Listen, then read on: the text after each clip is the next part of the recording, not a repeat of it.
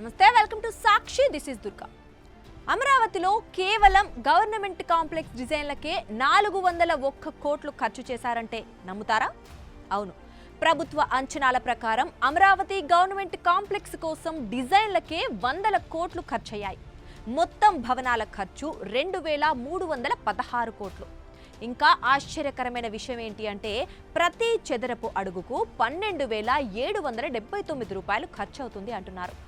ఇంత భారీ అంచనాలపై నిర్మాణ నిపుణులే సందేహాలు వ్యక్తం చేస్తున్నారు. ఒక పోలిక చూస్తే ఈ సబ్జెక్టు మనకి ఇంకా క్లియర్గా అర్థమవుతుంది.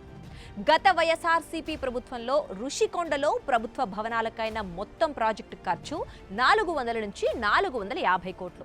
అంటే ఇప్పుడు కూటమి ప్రభుత్వం అమరావతి గవర్నమెంట్ కాంప్లెక్స్ డిజైన్లకు అవుతున్న ఖర్చుతో ఇది సమానం. అయితే ఇక్కడ ప్రజలు అడుగుతున్న ప్రశ్న ఏంటి అంటే కేవలం డిజైన్లకే ఇంత ఖర్చు అయితే పూర్తి నిర్మాణానికి ఎంత అవుతుంది అని. ఇది అభివృద్ధా లేక దుబారా ఖర్చా? ప్రజల డబ్బుతో డిజైన్ల పేరిట కూటమి ప్రభుత్వం చేస్తున్న ఈ ఖర్చులు సరైనవేనా? మీ అభిప్రాయం కామెంట్స్లో చెప్పండి.